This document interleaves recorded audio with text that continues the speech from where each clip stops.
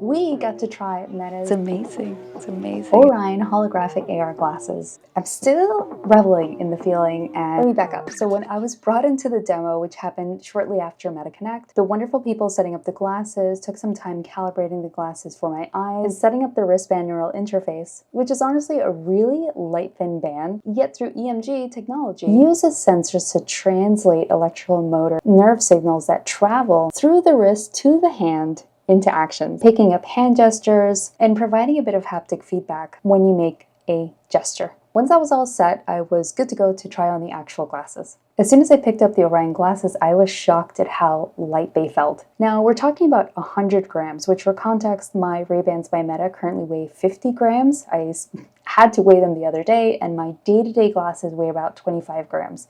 They're really light.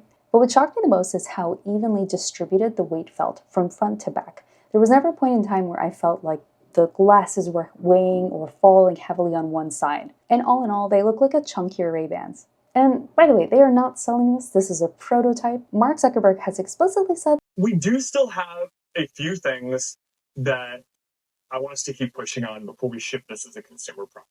So it's really only up from here. Okay, let's talk about the demo. For the demo, I was actually wearing contact lenses and I was in a well-lit room. Putting them on, what I also noticed immediately was how wide the field of view was.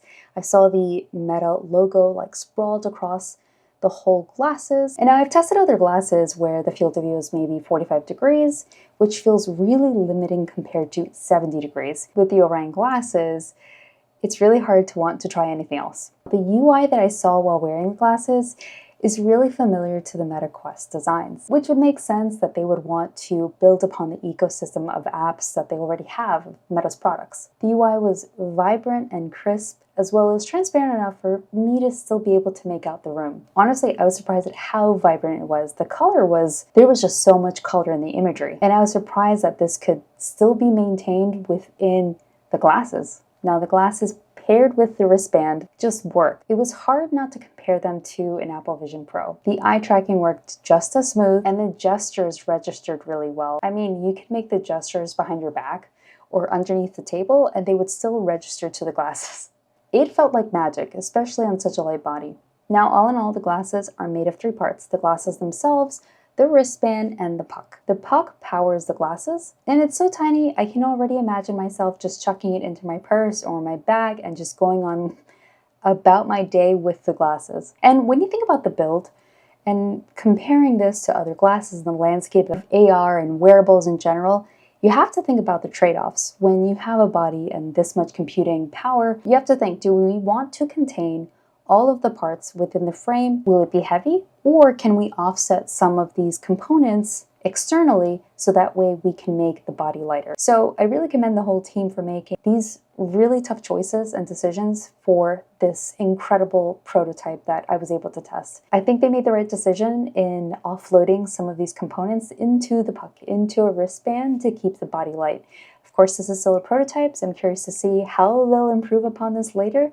And as technology advances, we'll see things most likely get smaller, right? Heading into the experience, I was able to try, they had me walk through a few different activities. One of the gestures was able to bring me to a home bar where it houses all of your main apps like Instagram, like YouTube. I believe I saw WhatsApp in there. And of course, you also have Meta AI. And with Meta AI built in, you're not just wearing glasses with like static kind of graphics overlaid onto your reality. With Meta AI, they brought over the multimodality of the Ray-Bans by Meta. It felt really familiar to use the Orion glasses, stand in front of one of the activities was to stand in front of a group of ingredients and ask Orion to see what I could make with these ingredients. The clear difference being that with the Ray-Bans by Meta, you're just hearing the AI, and with the Orion glasses, the wonderful, beautiful surprise that I got was to see graphics highlight over the ingredients, analyzing them, and then before I know it, when I asked for a recipe for what I can make with these ingredients, I saw a little frosted card with an actual recipe. And this is what I've been waiting for. Glasses that are actually smart. It's amazing. It's amazing. It's so good to finally experience. Imagine learning with these glasses. Imagine doing math homework with these glasses. Imagine actually in the original example, cooking with these glasses. There's so many things, so many kind of use cases that I could imagine using these glasses for, and I'm just excited to have seen the future It's incredible. I will say some parts that were difficult for me were to actually nail the gestures. I was able to use the glasses for about an hour, so I'll be a little kind to myself in, this is a new technology, and like with all technologies, in time you eventually get used to it. So I'll give myself that. What I did find interesting as a designer is that they brought over this scrolling gesture so that when I had Instagram opened up on the glasses, this was literally my gesture to scroll through the Instagram app, as you would like on your phone, but through the glasses. I thought that was so cool. The whole thinking behind how can we make this familiar to use when it comes to new technologies. There are so many talks that this is a potential phone replacer. I'm not sure we're there yet. I think that there is a place and time in the future that that will be the case.